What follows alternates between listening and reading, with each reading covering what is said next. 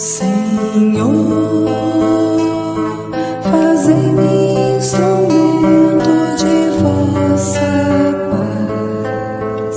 Onde houver ódio, que eu leve o amor. Onde houver ofensa, que eu leve o perdão. Onde houver discórdia, que eu leve a união. Onde houver dúvida, que eu leve a fé.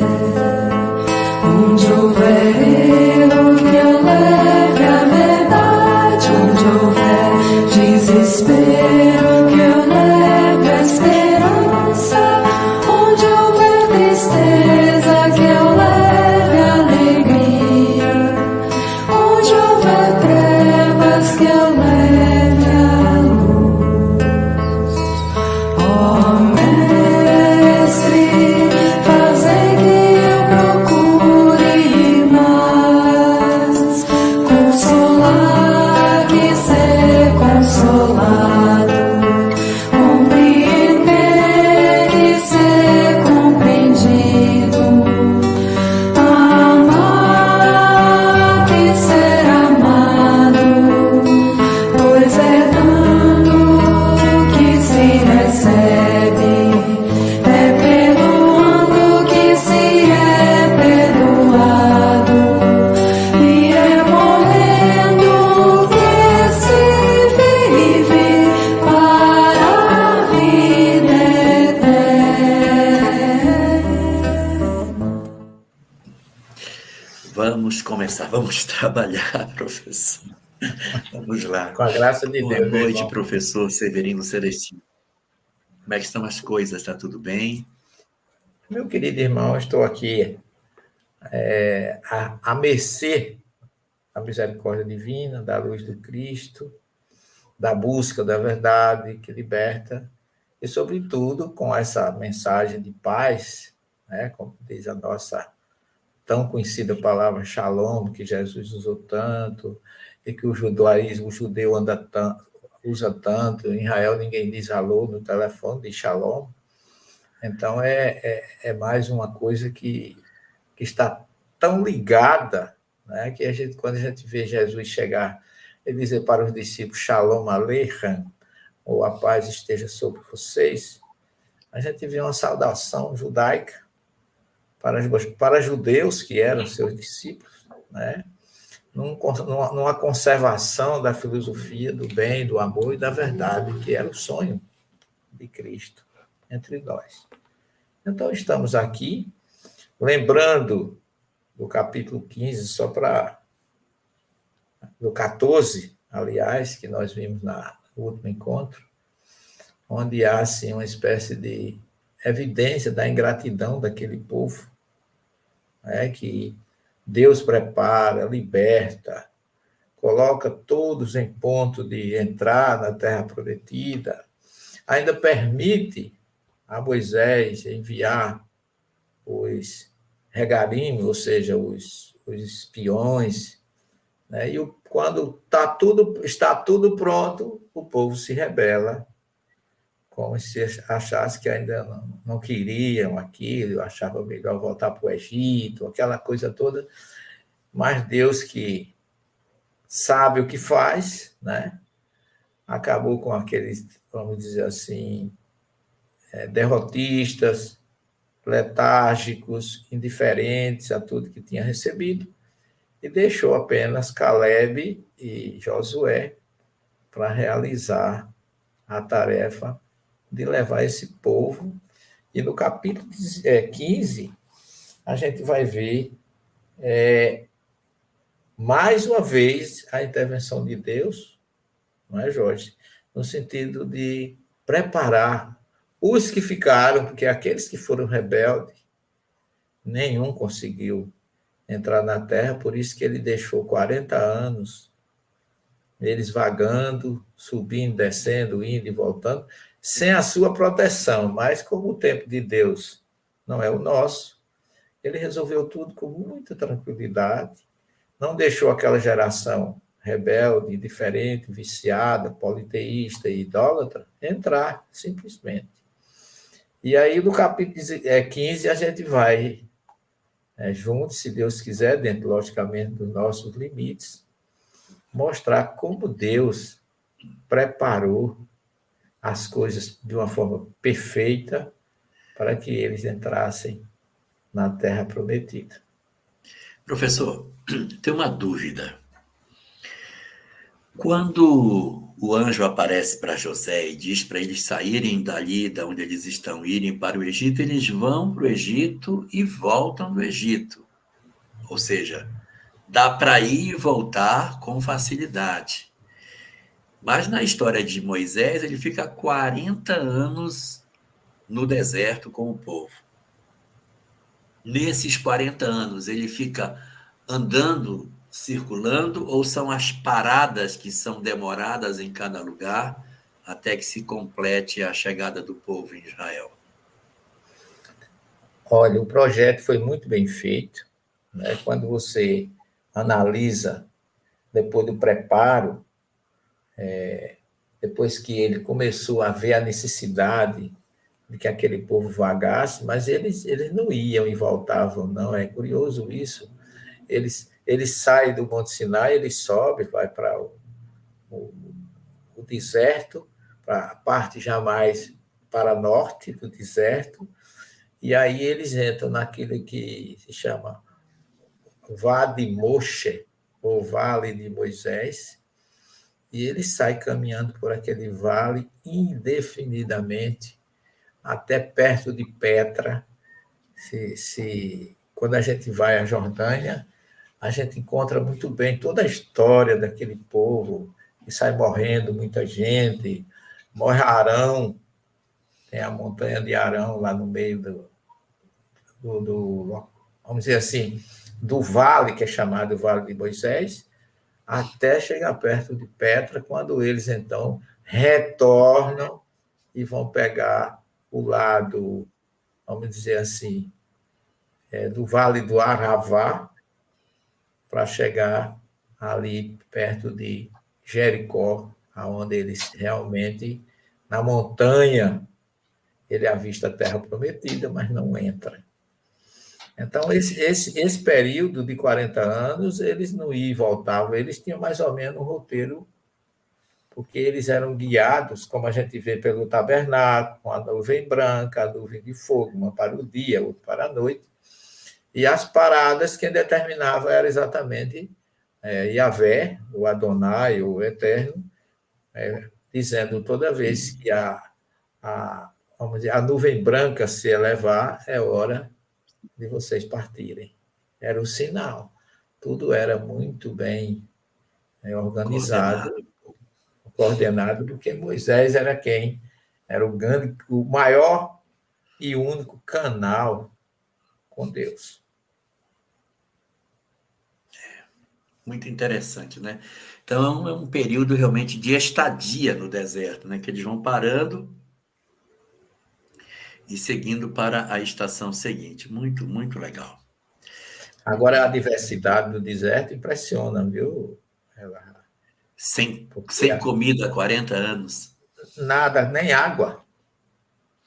Tem nada.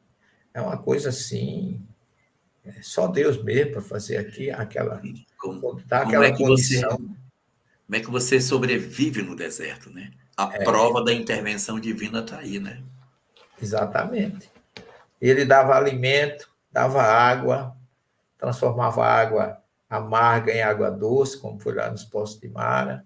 Depois ele, cadê o alimento? Começa aí chega vamos dizer assim, as codornizes, né, do deserto, que vieram como alimento. Depois, a cada rebeldia, Deus dava um alerta ao povo, né, e ia selecionando. Aquilo era uma seleção muito bem feita e muito perfeita, né, porque praticamente só Josué entrou e Caleb na Terra Prometida. Só foram os dois. Mas vamos começar o nosso capítulo 15? Vamos, meu filho. Vamos ver aqui, olha. Começa logo dizendo assim: falou o Eterno a Moisés, dizendo: fala aos filhos de Israel e dize-lhes: quando vierde à terra de vossas habitações, que vos hei de dar, e fizerdes oferta queimada ao Eterno, oferta de elevação ou sacrifício, para dedicar-lhe um voto ou uma oferta voluntária, ou nas vossas solenidades, para fazer com que seja recebido com agrado pelo Eterno esse sacrifício do gado ou do rebanho, oferecerá aquele que apresentar a sua oferta ao Eterno por oblação de flor de farinha de trigo, 1/10 de efá amassada, 1/4 de um hin de azeite e vinho para libação. Então, aqui começa essa primeira colocação que ele faz. Veja que interessante. Quando entrardes, ou quando tiverdes entrado, a terra de vossas habitações.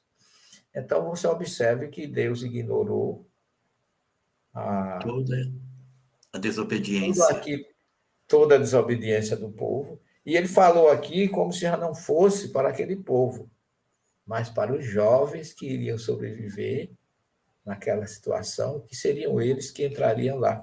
E é curioso, Jorge, porque isso está também no capítulo do Deuteronômio 18, a mesma frase. É interessante como Deus reforçava determinadas expressões, e aqui, quando você vai no texto original, o verbo que ele usa aqui é vá e daber, é o verbo dizer, né? Falar no sentido, esse verbo ele está num tempo que na gramática hebraica chama piel, que é uma voz de ordem, é uma É um ordem muito imperativo, forte. né? É uma expressão gramatical que recomenda reforço daquela expressão. Não é uma expressão de fraqueza, não. É de ordem mesmo. De dizer assim, vocês vão entrar, com certeza, e entrarão bem. É como se, assim, uma coisa é quebrar, uma coisa é você quebrar um copo, outra coisa é você jogar um copo na parede. Né? É algo que você arremessa com uma intenção forte de provocar uma ação forte, definida, é daquela forma. Então, essa voz do verbo aqui é tão interessante porque ele diz assim, quando ele fala, vai daber Adonai el Moshe lemor, ele está ordenando e dizendo. Veja que, quando ele vai falar, ele usa o verbo amar, lemor, que é falar no sentido de explicar a coisa. Agora, o idaber é do verbo diber, é uma ordem forte, não vai haver discussão. Ele só vai explicar como é que isso tem que acontecer. Não tem retorno. Vocês vão entrar querendo ou não querendo, gostando ou não gostando, e vou levar vocês para lá. Agora, vou explicar para vocês como é que vocês vão entrar com mais reconhecimento à minha pessoa. Aliás, ao meu espírito, que Deus não é pessoa, mas ele está dando àqueles que vão entrar na terra a forma como deve ser entrado. Eu acho, tem duas coisas que eu acho bem curiosas nesse início desse capítulo. É porque o capítulo anterior, o 13 e o 14, são capítulos que marcam uma desobediência muito grande.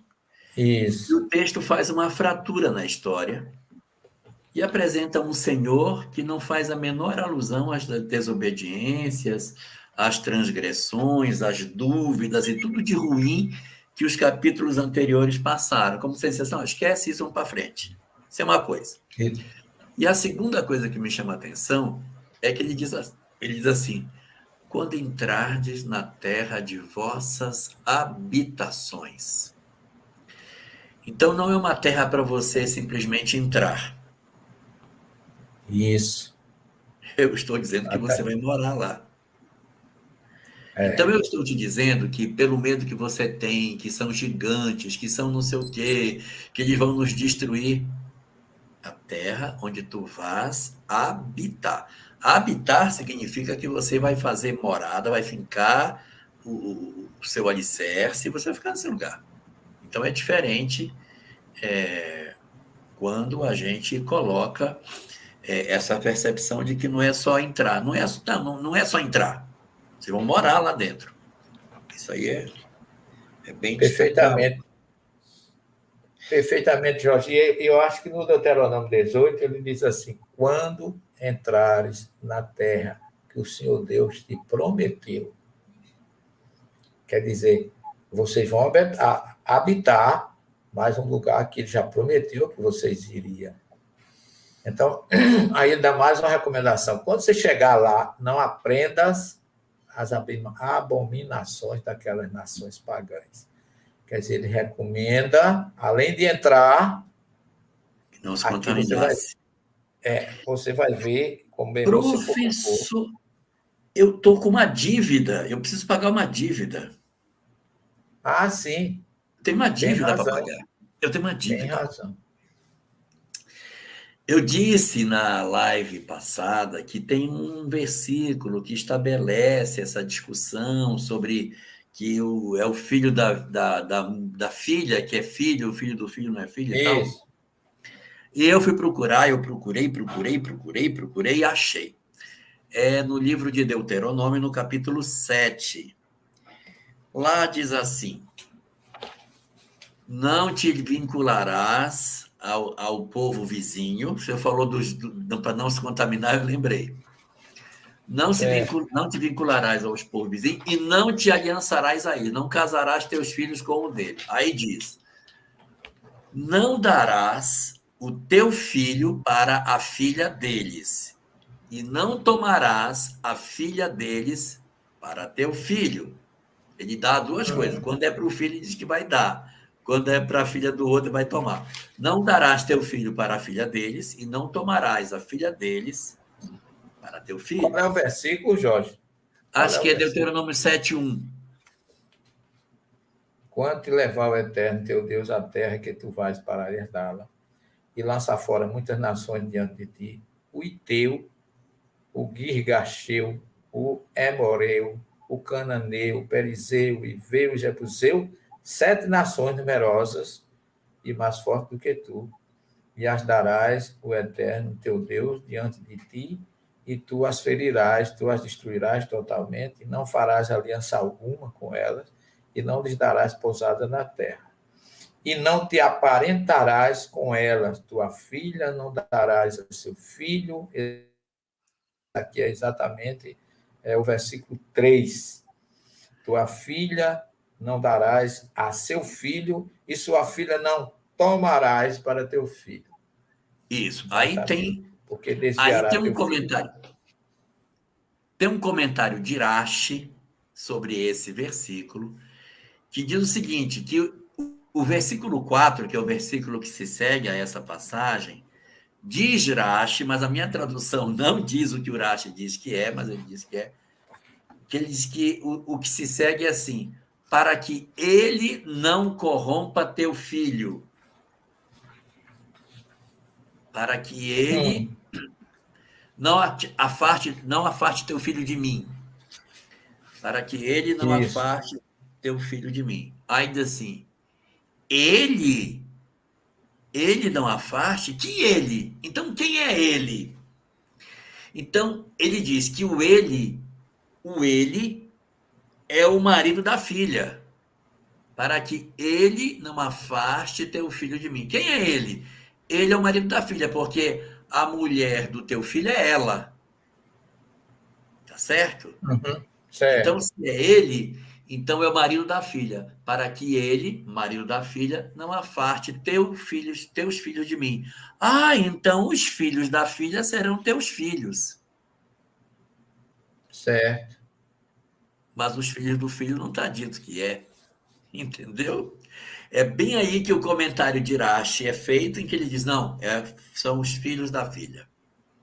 Então, assim, não te aliançarás com eles, não darás teu filho para a filha deles, e não tomarás a filha dele para teu filho, para que ele não afaste teus filhos de mim. Ele quem? O marido dela, que vai afastar os filhos. Que filhos? Os filhos dela. Então, os filhos dela são filhos teus. Então, os filhos dela também serão judeus. E mando até. Isso, isso.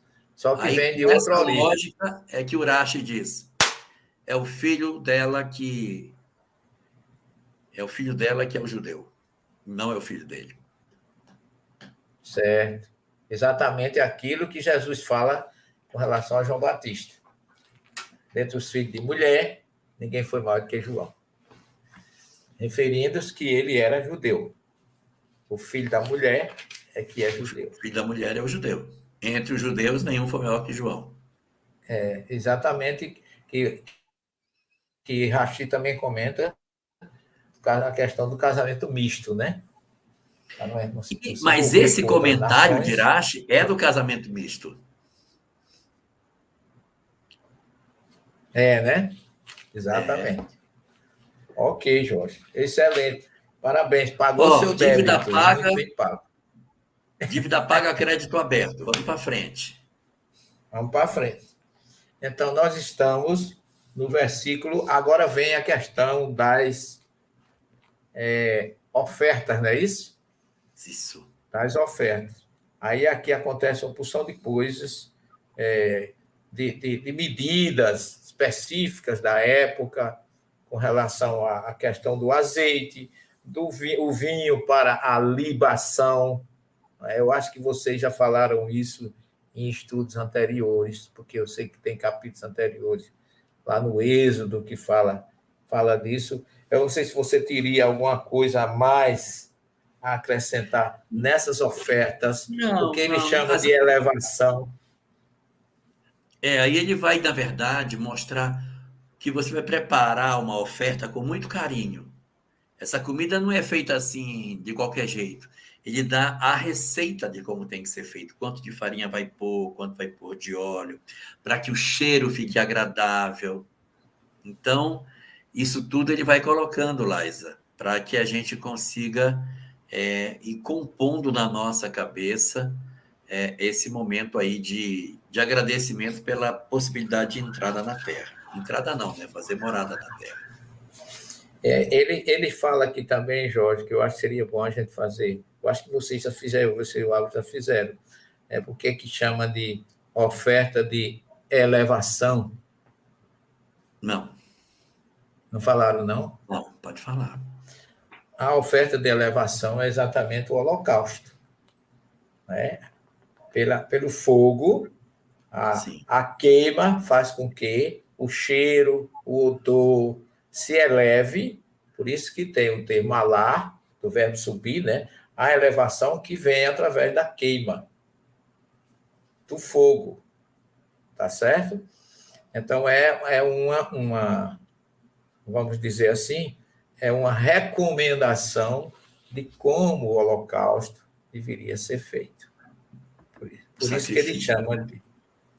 Como é, querido? O sacrifício, né? O sacrifício, exatamente. Agora, esse sacrifício, com todo esse aparato, com todas essas colocações de libação, oblação, o azeite, a farinha, tem toda uma série de questões que a gente precisa dar algumas. Eu até pedi a Denise para colocar um roteiro aí para a gente Vamos ver. Explicando pelo roteiro, ô Denise. O capítulo não é 16, é 15, né? Severino Celestino, Jorge Elahai, Álvaro Moderrai. Passe o próximo, eu acho que é aí que a gente vai começar.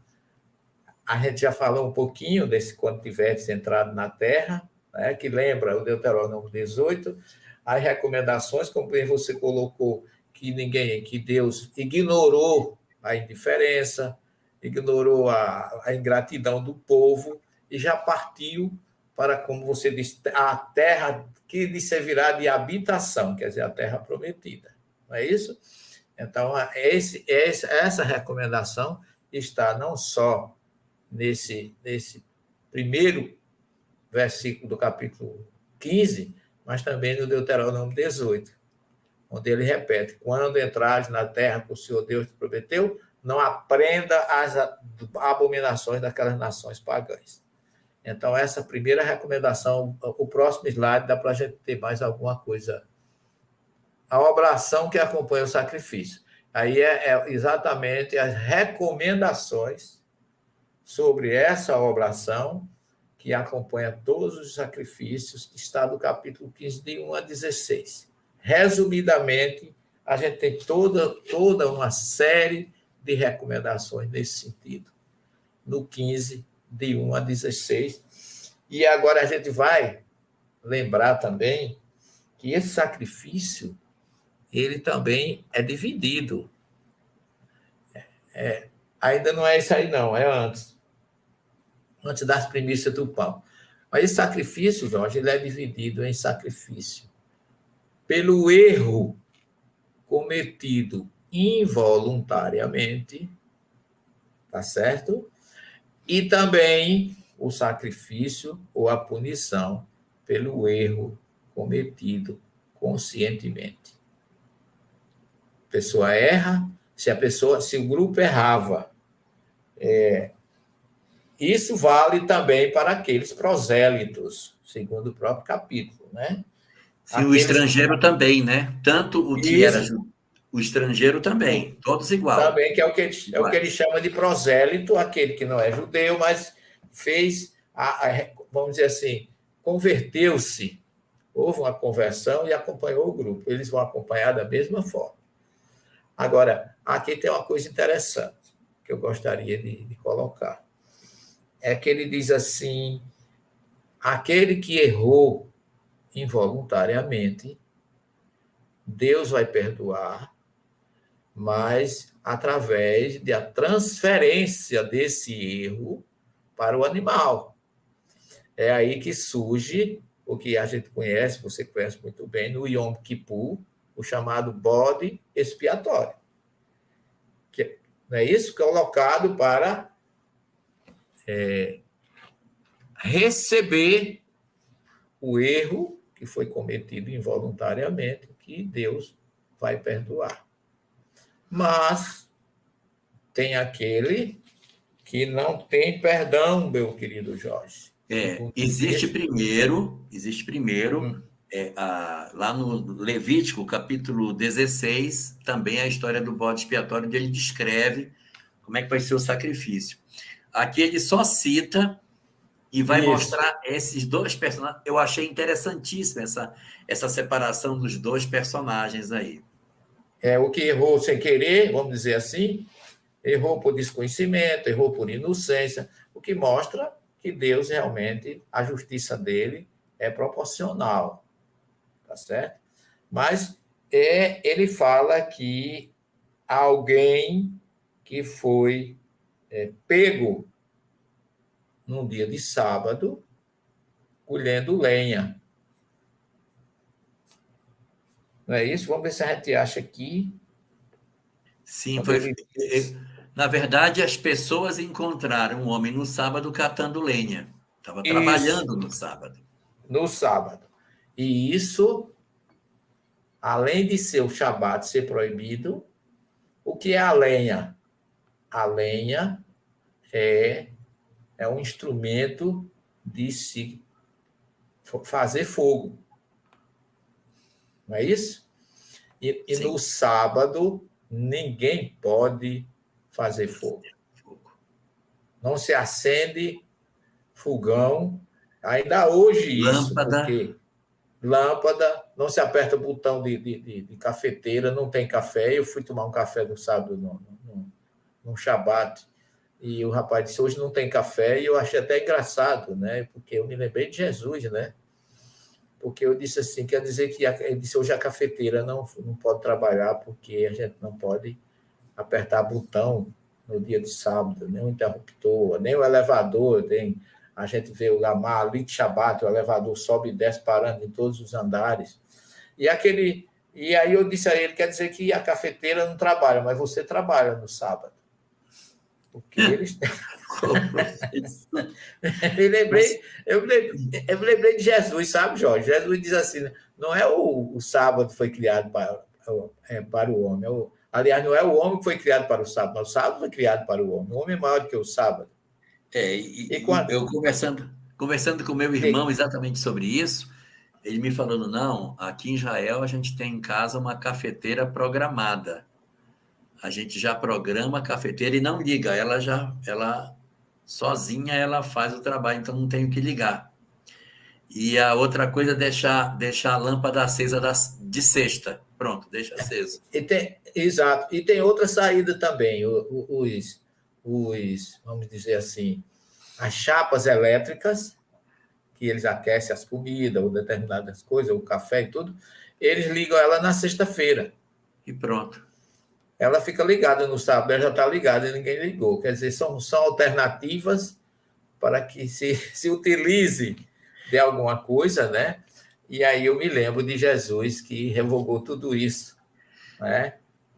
Ó, professor, Diga, meu querido. eu vi uma muito interessante, que você está achando, tá escuro e você não quer ligar a luz porque você não pode ligar, né?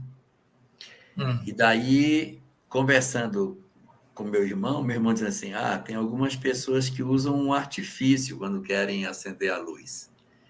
Fala para o netinho, que é pequenininho assim, nossa, tá escuro aqui, não tá? Aí a criança vai e acende a luz. Como ele não conhece, então não houve erro. Mas você também não pediu para ele acender a luz? É perdoado, né? Ele é perdoado. Você não pode dizer, meu filho, acende a luz, porque aí você está induzindo ele ao erro. Mas se você disser, está escuro, e o menino for lá e acender, então todo mundo se livrou do descumprimento. Ai, ai. É curioso tudo isso, e é engraçado que a gente observa como Jesus era sábio, né? Porque a gente não pode esquecer que na época de Jesus, eu vou colocar isso aqui já para que a gente tenha algumas coisas que a gente vai levantar mais na frente, a gente já tenha isso como parâmetro. Quando Jesus chegou na sua época, quantas divisões religiosas existiam na época dele? Não é? Nós tínhamos fariseus, nós tínhamos saduceus, essênios, samaritanos, zelotes. Quer dizer, e curioso que todas essas divisões religiosas eram seguidores da Torá. Não é interessante? Todos achavam-se com a razão. Mas, professor, quantos ramos o cristianismo tem? E aí que eu queria chegar, Jorge. Nós não podemos falar, porque só protestante tem mais de 1.500 facções. Eu vou dizer facções, vamos chamar de ramos ou divisões, né? Tem muito mais. Denominações. Mais de 1.500. Só o que nós conhecemos, católicos, os protestantes com mais de 1.500 e nós temos ainda nós espíritas, sem falar nos ortodoxos gregos, maronitas, coptas, russos, armênios, que também são seguidores do cristianismo. Então, a gente não pode falar muito, e o problema aí a gente tem que perguntar, o problema está em quem? Na mensagem ou em nós? E aí eu me lembro de Kardec, na questão 49 do Livro dos Espíritos. 59, desculpe. A Bíblia não contém erros. Nós nos equivocamos ao interpretá-la. Então, por isso que tem tantas divisões. Então, eu já vou deixar esse registro aqui, porque a gente vai precisar, daqui para frente, observar como Jesus diz lá em Mateus 5, 17, não vim destruir a Torá nem os profetas. Então, ele mostra a maneira mais coerente de se seguir a Torá, sem ferir e sem desagradar.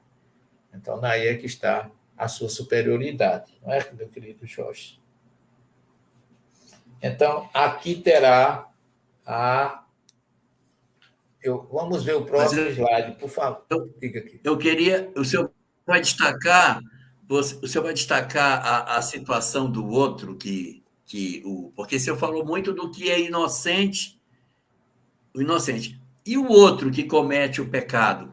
Isso não, isso só vai falar dele ainda, porque eu vi uma conexão aí com aquele pecado do Espírito Santo, do Ruach Ah, sim, Kodesh. pode voltar. Volta. Desculpa. Denise, vamos falar desse aí, Jorge. É aquele que pecou realmente com consciência. Não é isso? Isso, o que tem conhecimento e errou. E errou. Nesse caso, aí, segundo o texto, diz que Deus chamou Moisés, reuniu a comunidade e ele vai ser apedrejado. Não é isso que está no texto? Isso mesmo. E aí, o que é que a gente pode... Você quer colocar alguma coisa antes da gente puxar? Diga. Porque ele fala nesse texto que uma coisa é aquele que pecou por ignorância, né? Isso. Ele diz aqui, ó, e o sacerdote fará expiação pela pessoa que pecou quando pecar por ignorância perante o Senhor, fazendo expiação por ela e lhe será perdoado. Então, você tem aí aquele que fez por ignorância. Por ignorância. Aí, no versículo 30, ele diz, mas a pessoa que fizer alguma coisa temerariamente, quer seja dos naturais, judeus, ou dos estrangeiros, aquele que fizer injúria ao Senhor, tal pessoa será extirpada do meio do povo. E aí eu lembrei daquela circunstância, de duas circunstâncias, ao que mais será dado, mais lhe será cobrado, e o pecado contra o Espírito Santo, né? Que o pecado contra o Espírito Santo não será perdoado. Ele fez uma injúria contra o Senhor. E aí, aqueles que promovem injúria, esses não serão perdoados. Os que ofendem o Ruach Kodesh, o Espírito Santo. Então, assim, esse Ruach Kodesh é uma coisa muito séria, porque para a Cabala, né, havia 5 possibilidades do espírito precisar reencarnar. 5 situações. Nefesh, que era a alma orgânica, se eu não cuidasse do corpo, volta. Neshama, que é a alma moral, se eu conseguir fazer coisas erradas do ponto de vista moral, eu volto. Ruach, que é eu usar o meu conhecimento, o meu entendimento, a minha razão para fazer coisa errada, volta. O quarto, que é a quarta asa, seria Yehidah, que é no mundo espiritual, eu como alma imortal preciso manter a coerência de meus atos, e não é porque eu desencarnei que eu vou ser agora um espírito louco do lado de lá. A disciplina continua mesmo depois da morte. Então, são 5 asas, ó. 4 são parecidas, que são os 4 dedos, e uma é diferente, porque fica em oposição aos outros 4, que é a quinta asa, chamada Verhayá, que é a conexão com o divino e com o sagrado. De nada adianta você cuidar do corpo se não tiver divinização na vida. De nada adianta eu ser uma pessoa com moral se não tiver conexão. De nada adianta eu ter a inteligência se não for a serviço de Deus. De nada adianta eu querer ser uma alma correta do lado de lá se não tiver a divinização em mim. Então, quando a gente vê a figura do Verhayá, a gente vai perceber claramente nessa figura uma percepção muito nítida de que essa visão é uma visão que mostra a importância do divino e do sagrado nas nossas vidas, e que, ainda que eu faça as coisas, como diz o Paulo, mas sem ter amor, de nada seria, quer dizer, não tem o Verhayá dentro disso, você não está conectado de fato ao divino. E esse distanciamento ao divino e ao sagrado, esse é um pecado imperdoável. Precisa ser restaurado na condição do homem, na sua conexão com o sagrado e o divino. Né? Eu faria aí ainda, Jorge, não é adição, é ainda um reforço do que você está dizendo, quando a gente lembra Emmanuel falando exatamente sobre essa parte, que ele diz que é o erro contra nós mesmos, contra a centelha divina que foi inoculada em nós no Gênesis 2:7. Essa centelha divina é quando a gente erra com consciência, a gente descobre e nem nós nos perdoamos. Porque você errou contra você mesmo, contra a sua ligação com Deus, contra o seu princípio evolutivo. Então, isso aí é ponto passivo. O espírito não consegue se perdoar, né? Não consegue se perdoar. Não é uma condenação eterna, é uma espécie de sentimento tão profundo que você não consegue, como a gente escuta em muitos depoimentos de entidades na mesa mediúnica, dizer: aqui onde eu estou, ninguém me condena. Eu é que não consigo me perdoar pelas coisas que eu fiz. Porque o erro foi contra eu mesmo. Então, esse é um ponto que a gente não pode deixar de colocar. E do ponto de vista material, não pode deixar aqui de haver o episódio da adúltera, que Jesus mostra que a gente não está com a autoridade de condenar ou atirar pedra em ninguém. Nós somos responsáveis diretos para nos autoanalisar, autopunir.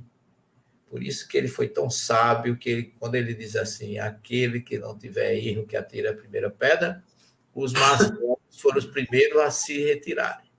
Então, aqui a gente não pode deixar de esquecer que Jesus trouxe o perdão e a autoanálise como um ponto indispensável nessa situação, relembrando isso que é narrado aqui no deserto. Mas agora tem um ponto que a gente vai falar um pouquinho, que é aqui do capítulo 15, é o próximo ponto, Denise, que é exatamente as primícias.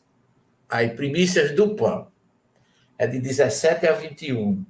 Olha, Jorge, isso aqui você deve conhecer muito bem, que você se criou em família judaica.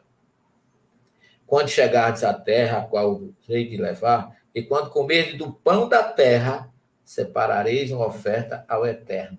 Em primeiro lugar, separarei de vossa massa uma torta como oferta da eira, assim a separareis. Do início de vossas massas, a dareis ao Eterno como oferta separada nas vossas gerações. E quando errardes, não fizer todos esses mandamentos que falou o Eterno a Moisés, tudo que vos ordenou o Eterno por intermédio de Moisés, desde o dia em que ordenou o Eterno, daí diante, nas vossas gerações. E será que quando, por causa dos chefes da congregação, se cometeu um erro, e esse fizer por erro, oferecer a toda a congregação, no vídeo, bem, isso aqui é mais uma questão, mas essa parte aqui, eu coloquei aí uma referência a ela, porque isso trata das primícias do pão, não é isso? E você sabe que no Shabat, ainda hoje se usa aquele pão que chama o pão trançado, que é o halot, que é o pão do Shabat. Que é aquele pão... Halot plural, né? Cada um deles é halá. Halá, é porque eles vêm trançados, são dois, aí chama halot, que é plural de halá. São as luhot. Isso. Né? Exatamente, um trançado do outro. Então, aquilo ali é a mulher, é uma tarefa da mulher preparar aquela massa. Só que o primeiro pão, porque não tem como, na colheita do trigo, você saber qual é o primeiro grão colhido ou o segundo. Mas no fruto, você sabe que aquilo ali é fruto da primeira colheita. Muito bem. Tem o pão do sacerdote, o pão da família, mas o primeiro pão, que a mulher todo dia, ela que moe o trigo, moía, hoje já deve ter outras coisas mais modernas, né? Mas ela tirava o primeiro pão e ela queimava, oferecendo a Deus. Quer dizer, quando Jesus diz, o pão nosso de cada dia dá-nos hoje, Jorge, ele está exatamente se referindo ao Números 15, 17 a 21. Baruch atah Hashem, Elokeinu melech haolam, hamotzi lechem haaretz. Bendito é o Deus salvo, bendito Deus de Israel, que nos deu o fruto da terra. O pão como hamotzi lechem, o pão como fruto da terra. Como fruto da terra. O vinho como fruto da videira e o pão como fruto da terra. São as duas preces, do pão e do vinho. Então, quando Jesus no seu ensinamento de como se dirigir a Deus, ele coloca exatamente uma referência a essa passagem, que a gente às vezes lê e não faz nenhuma conexão. Né? Que tem muita coisa do Kadish também, do Pai Nosso, né? Que também muita gente nem toma conhecimento. Né? Uma das orações dos versículos do Kadish também está no Pai Nosso. Então, na verdade, a gente não pode eu diria assim, se desligar da influência judaica na vida de Jesus, que era judeu, e a herança dessa influência para nós cristãos, seguidores de Jesus. Então, primeiro pão, isso há uma recomendação especial, que essas primícias, tem até uma obra chamada Primícias do Reino, né? Primícias do Reino. Não é? Que tem muito a ver com essa expressão que é do judaísmo. O próximo, Denise. Pode passar o expiação das faltas por inadvertência, a gente já viu. Já falamos. É de 22 a 31. A próxima, eu deixei umas. Eu fiz assim, violação do sábado, a gente também já fez uma referência. Ele violou o sábado, né? Pegando lenha. Que aquele homem que foi pegado criando lenha, como está no 32 ao 37. Mais um, e aí agora chega essa interessante, né? 37 a 40. As bordas das vestes. Vamos ler isso aqui, gente, porque é tão interessante essa passagem. Você vai lembrar que você deve ter visto isso muito dentro da sua casa, ainda hoje deve ver isso. Você deve conhecer, assim como eu conheço todo o aparato da missa, né? A indumentária, a galeta, o amícto, a estola, tudo aquilo que envolve a cerimônia da missa, você deve conhecer isso aí muito bem. Agora, é curioso essa expressão, porque aqui Deus está cobrando daqueles que receberam como bênção a terra uma posição. Fala aos filhos de Israel e diz que façam para eles franjas sobre as bordas de suas vestes, pelas suas gerações, e porão sobre as franjas da borda um cordão azul celeste. E será para vós como franjas, e as vereis, e lembrareis todos os mandamentos do Eterno, e os farei, e não errareis indo atrás de pensamentos do vosso coração, e atrás à vista de vossos olhos, atrás dos quais vós andais errando, para que vos lembreis e cumprais todos os meus preceitos, e sejais santo como o vosso Deus. Eu não vou nem ler o último versículo, porque isso aqui a gente vai ler para encerrar os nossos comentários. Mas eu quero falar disso aqui que eu achei tão interessante, Jorge, porque isso aqui tem gematria, tem tanta coisa desse. Essas são os que ele chama, as bordas das vestes, chama de tzitzit. Então, são cordões, 8 fios trançados, não é por acaso que são 8, e cada fio trançado com 8 fios tem 5 nós. É forte tudo isso, porque pode passar o próximo, Denise. Você vê a cor que ele fala aqui do azul escarlate, né? Isso aqui são os tzitzit, são 4. Aqui do lado você tem como fosse um colete, como fosse que o judeu usa por debaixo da roupa, que chama o katan, né? O talit katan, não é isso? Sim, talit. Que ele veste, vocês podem ver aqui que ele está em pequeno tamanho, parece um coletezinho que eles botam por debaixo da roupa e ficam só aparecendo lá embaixo as pontas por debaixo da roupa, que são os tzitzit. E são 4. E não é por acaso que são 4. Não tem nada. 4, não é por acaso que são 8, não é por acaso que são 5, não é por acaso que são 4. Isso, exatamente. Vamos passa mais um slide, Denise. Olha aí como é que ele usa. Isso aqui é o talit katan, né? Que é o pequeno, que se usa no corpo. Todo judeu ortodoxo usa ele por debaixo da roupa, corpo. por cima do corpo, ou por cima de uma camisa, pode ser também. Mas ele usa por baixo de uma roupa maior. Uma camisa ele fica por dentro. Mas o tzitzit, as franjas e as bordas ficam a descoberto. E são 4, gente. 2 na frente e 2 Tem atrás. que ficar Então, descoberto, porque o objetivo é que seja visto. que seja visto. É aquela história, né? Quando a gente vai comprar alguma coisa que a gente não quer esquecer, a gente amarra um cordãozinho no dedo e vai para a rua. Quando a gente chega, o dedo olha para o cordão, se lembra o compromisso que você tinha de realizar aquela tarefa que era mais importante, e por isso você amarrou um durex, qualquer coisa para chamar a atenção, para ficar à vista, para você não esquecer. Passo próximo.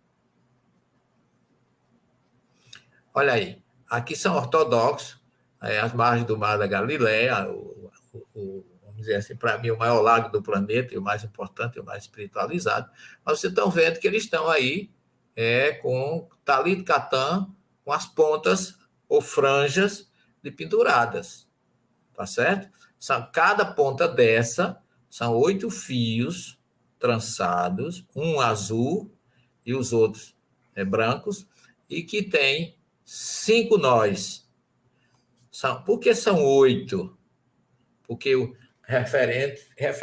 referência ao 8º dia da aliança de Deus com o homem, que é a Brit Milá, ou a circuncisão. E por que 5 nós? Cada nó representa um livro do Pentateuco. Então, E cada um deles foi amarrando a lei. Isso, exatamente. Bereshit, Shemot, Vaikra, Bamidbar e Devarim. São Gênesis, Levítico, Número, Deuteronômio, cada um representando. Quer dizer, você não, aonde você estiver, você vai se lembrar que você tem uma aliança com Deus, que foi feita no 8º dia. Você tem 5 livros que são códigos para a sua vida, e se ele carrega para onde eles vão. E até no chale de oração. Passa o próximo, Denise. Aqui eu quero mostrar cabalisticamente o gematria. O Tzadik vale 90, o Yud vale 10 e o Tav vale 400. Então, o Tzit já são 600. Mais 8 tiras, ou 8 fios, são 608, mais 5 nós, 613. Então, você anda com 613 mandamentos que você nunca deve esquecer. Agora, curiosamente, são 4. 2 na frente e 2 atrás. Não é? Então, se você pegar 4 vezes 8, de cada tira daquela, não são 8 fios? 4 vezes 8... 32. 32. 32, se você pegar no alfabeto hebraico, nesse mesmo sistema da Gematria, então você vai achar um Lamed e um Vav. E Lamed e Vav em hebraico é coração, leve. Se lembra de Kalev, se lembra de Kilev, coração. Então, significa que você tem que guardar no seu coração a memória dos 613 mandamentos, a memória da aliança sua com Deus, dos 8 fios, e a dos 5 livros da Torá. Então, eles são 4 porque é para lembrar a esquerda e a direita, a frente e atrás. E atrás. E lembrar também... Onde você for, você tem que levar. Você tem que levar esses 32 no seu coração. Não é só a quantidade, mas a importância que tem da ligação desses mandamentos com os nossos corações. É muito interessante. Aí você disse assim, tem até uma pergunta aqui curiosa, o que tem a ver o espiritismo com o judaísmo? Muita coisa, minha filha. Mas a gente... Henrique, o nome dele? Henrique. Henrique, desculpe. Tem muita coisa, Henrique. Eu vou daqui a pouco dar só uns toques para você, mas antes eu quero mostrar mais o próximo slide. Jesus também usava. Jesus era ortodoxo, andava com a cabecinha coberta, Olha aqui ele está com ele debaixo do seu chale, aliás, é na ponta do seu chale gadol, do seu talit gadol. Ou seja, ele está... A mulher que tem um fluxo de sangue, ela diz para ela mesma, se eu tocar nas suas vestes, ou seja, no seu tzitzit, nas franjas, eu vou ficar curada e não vou molestá-lo, porque a mulher com fluxo de sangue, ela está impura. Tudo que ela toca é e impuro. ela tornaria ele impuro, e ela nem o tornou impuro, e ele ainda a curou. Então, a gente não pode fugir desses conceitos, da importância que tem, Henrique, judaísmo, espiritismo e cristianismo. O judaísmo, meu querido, é reencarnacionista. O judaísmo é monoteísta. O judaísmo acredita na imortalidade da alma. O judaísmo conhece a lei de causa e efeito. Então, será que tem alguma coisa a ver com o espiritismo? Acho que só de dizer que o judaísmo é reencarnacionista, a resposta já está dada, né? Já é uma grande, né? É porque, às vezes, os cristãos, eles traduzem o texto do Antigo Testamento e, às vezes, tratam o Antigo Testamento como se fosse propriedade do cristianismo, e ele não é. Ele é um texto que tem um povo que o fez, um povo que o segue, que o respeita e que possui os originais. E quando eles traduzem, muitas vezes as pessoas querem que as suas traduções sejam mais verdadeiras do que o original. Para se estudar o Antigo Testamento, nós temos que fazer silêncio das nossas concepções cristãs e ouvir os rabinos, porque eles são os verdadeiros entendedores do texto. Quando o professor mostrou aqui a parte da gematria, que mostrou lá o tzad, yud e o tav no final, mostrando que dava 600, quero saber onde o cristianismo vai encontrar isso. Onde o cristianismo vai saber as informações ocultas do Antigo Testamento que só o hebraico possui. Então, os conhecimentos hebraicos, eles pertencem aos judeus e as suas verdades estão em hebraico. E é nesse hebraico, nesse conhecimento judaico, que se escondem as verdades da imortalidade da alma, da reencarnação, da lei de causa e efeito, num conjunto de saberes conhecido como Cabala, que é a sabedoria espiritual dos judeus. Então, a conexão entre o judaísmo e o espiritismo está exatamente pela sabedoria que os rabinos possuem. E a gente vai encontrar, dentro do conhecimento que os judeus estudam, muitos dos princípios e das verdades espíritas. Se eu falar para um judeu de reencarnação, ele vai dizer, eu sei o que é. Eu sei o que é mundo espiritual, eu sei o que é lei de causa e efeito, eu sei o que é a comunicabilidade dos espíritos, porque tudo isso faz parte da realidade dos judeus, de maneira muito franca e muito tranquila dentro do ambiente judaico. Então, às vezes, as traduções que o cristianismo fez dos textos antigos acabou afastando as informações daquilo que estava apresentado na sua origem. E se alguém tem dúvida, pergunte ao rabino, que é quem estuda judaísmo, para que ele diga se essas verdades espirituais existem ou não. Eu ainda acrescento a obsessão, que eles falam do Dibuk, né? Quantos casos de obsessão eles reconhecem e procuram. Ô, Denise, pode tirar agora, minha filha, que eu acho que esse foi o último slide.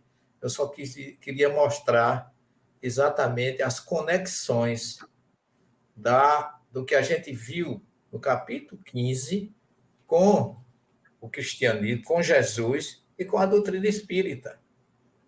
Porque o espiritismo tem todas as suas raízes no evangelho de Jesus. Não existe espiritismo sem evangelho. E tudo que a gente traz aqui nesses estudos é exatamente pela afinidade, eu volto a dizer, Henrique, que o judaísmo tem com o espiritismo e com o cristianismo. Porque a raiz é a fonte de tudo. Jorge bem colocou aí. Eu faço só uma pergunta a você, Henrique. Se você conhece algum francês que você conhece, foi espírita, ele vai ler o livro dos espíritos em francês ou em português? Se surgiu lá, se toda a codificação surgiu na França, se tudo que está escrito em francês, tem palavras que a tradução não está dita, quem conhece francês vai ver, por exemplo, causa primeira ou causa primária, o que é mais primeiro, é a primária ou é o primeiro, na ordem. Então, são coisas que você tem, se você vai no francês, você vai encontrar diferenças das traduções, por isso tem traduções de vários, né? Herculano Pires, né? Tem tradução de. Vai dizer, né, Jorge? Tu conhece mais. Salvador Gentili, Herculano Pires, Noleto, Guilhom, todos são Guilherme tradutores. Ribeiro. Então, são todos tradutores. Se você pegar as traduções dele, não tem 100% de igualdade, não, entre elas. Então, o que é que significa isso? Que um francês não vai ler nunca o Livro dos Espíritos em português. O que é que acontece? Eu tenho um amigo que a gente traduziu Gênesis junto, ele é judeu, e eu perguntei a ele, você já leu? Você lê a Bíblia em português? Ele disse, não, está tudo errado. Eu tenho a Bíblia no texto original que eu conheço, o que é que eu vou fazer lendo ela em português? Então, isso significa que nós somos realmente, muitas vezes, vítimas do desconhecimento, daquele que a gente chama dos dogmas que foram impostos pelas religiões iniciais do cristianismo, e que hoje nós somos. Só para dar um exemplo a você, Henrique, todo mundo fala da virgindade de Maria como uma coisa que está que o profeta Isaías falou de uma virgem, ele nunca falou de virgem. Ele fala, eis que eu vos dou um sinal. Alma em hebraico não é virgem. Alma é jovem. Virgem é Betulá.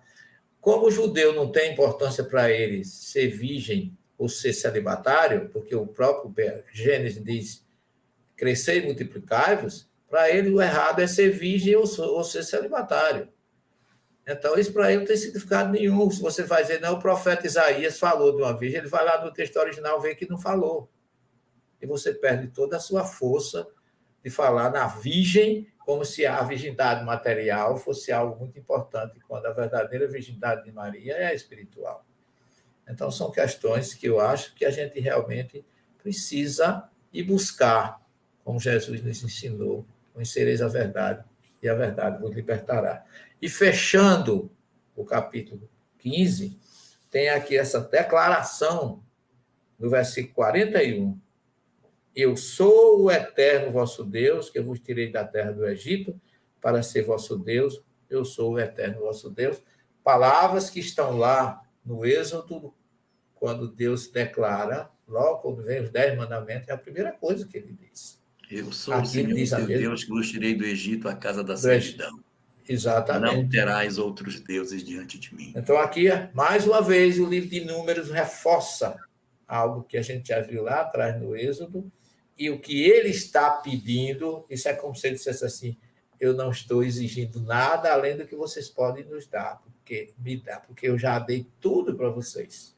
Eu estou só lembrando que quem está falando é aquele Deus eterno, justo, misericordioso e bom, que tirou vocês de 400 e tantos anos de escravidão e trouxe para a terra que jorra leite e mel. É esse que vos fala. É como se assim, eu sou aquele que vos falei, falo e falarei. Professor Severino, o senhor pode fazer a nossa prece final? Antes da nossa prece, eu queria também agradecer a Jorge pela divisão de tarefas da noite comigo, que foi muito honroso para mim. Nós tivemos assim uma emoção muito grande, um presente, né, Jorge, da espiritualidade que faz tudo muito bem feito. Então, querido, a recíproca é verdadeira com relação à sua emoção, ao seu sentimento. Nós fomos escolhidos como instrumentos para levar essa mensagem libertadora para aqueles que estejam abertos a ouvi-la sem nenhuma imposição, expondo sem impor. Essa é a característica da doutrina espírita. Respeito pelo diferente, que é importante, que é o grande exemplo que Jesus deixou para nós. Obrigado a você pelo carinho, aos nossos internautas, a Denise, que é sempre essa intermediação indispensável, o elo da corrente assim, mais forte, ela fica como médio de mídia lá nos bastidores, e sem ela a gente não Só na sobrevive. vibração, só na vibração. Exatamente, querida. Então, vamos agradecer a Jesus por esta noite, por este momento, entregando em suas mãos divinas os nossos pensamentos, as nossas atitudes, a nossa gratidão por mais uma tarefa, mais uma noite cumprida. Por estarmos aqui com a responsabilidade imensa de poder representar o amor, a fraternidade, a docilidade, o perdão, a guarita que ele sempre representou e representa ainda hoje, cuidando deste planeta azul que ele tanto ama. Temos muito que agradecer a Deus, a Jesus, aos espíritos amigos, ao Espírito da Verdade, e a Deus especificamente por nos unir e reunir nesse objetivo comum de tentar buscar a sua verdade, a sua mensagem imorredora e eterna, e dividir com aqueles que conosco formam esse banquete de luz quinzenal que nós vivemos e revivemos com amor, com alegria e com felicidade. Amigo Jesus, abençoa nossas vidas, abençoa o Brasil, abençoa aqueles que estão conosco nessa tarefa espiritual. Auxilia aqueles que estão em depressão, aqueles que estão sem esperança, e mostrai a tua luz esclarecedora do perdão, da compreensão e da disponibilidade que cada um de nós tem que ter a serviço da mensagem do teu Evangelho. E metaforicamente falando, desejamos, assim como foi a introdução desse trabalho da noite, que tu possas, Senhor, nos transformar em instrumentos da tua paz. Shalom sempre, Senhor. Muita paz, muita luz, muito perdão e muita disposição de ser útil à tua causa e ao teu amor universal. Que as tuas bênçãos esclarecedoras iluminem nossas vidas e que nós possamos, aonde passar, ser testemunho do teu amor, da tua paciência, procurando seguir as tuas orientações. Sede simples como as pombas e prudente como as serpentes. Nós estamos tentando, Mestre, e confiamos na tua força para nos cada vez mais nos iluminar e dar a certeza de que não estamos sós. Que as bênçãos que tu derramaste nesse nosso trabalho da noite possam envolver todos aqueles que estão necessitados neste momento de um conforto e de uma esperança, onde quer que estejam, no leito dos hospitais, nos sanatórios, nas marquises, entre os excluídos e invisíveis da sociedade. Que a tua luz também possa chegar. Não esqueça, Jesus, de fazer com que nós possamos ter condições de levar um pouco de esperança àqueles que nos ouvem nos nossos encontros, para levar um pouco da tua luz, que com certeza destrói todas as trevas da incompreensão, do desamor e da ignorância.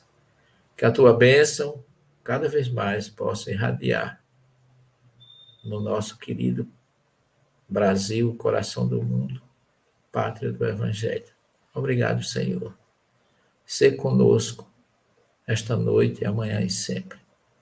Muita paz.